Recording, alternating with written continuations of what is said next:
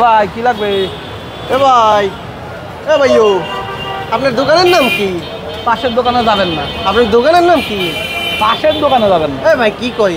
এই আপনার দোকানের নাম কি? আমি জিজ্ঞেসি আপনার দোকানের নাম। আমার দোকানের নামই পাশের দোকানে যাবেন না। কারণ কি?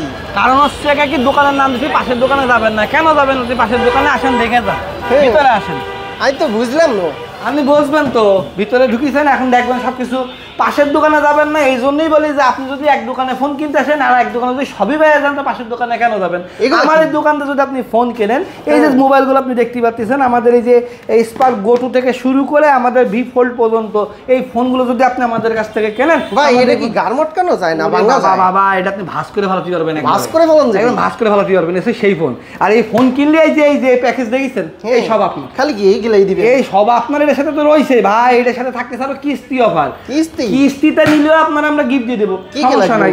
সব গিফট পাবেন। দেখেন আপনি আমাদের কাছে কি নাই, ব্লিন্ডার থেকে শুরু করে ব্যাকপ্যাক থেকে শুরু করে flax, headphone, mobile watch, headphone, earbuds, কি লাগবে আপনার ভাই? তো এত কিছু যদি এক দোকানে পেতেন, তো পাশের দোকানে যাবেন কি জন্য? ও এই ঘটনা, এই হলো তো ঘটনা। আমার দোকানের নামই হচ্ছে পাশের দোকানে যাবেন না।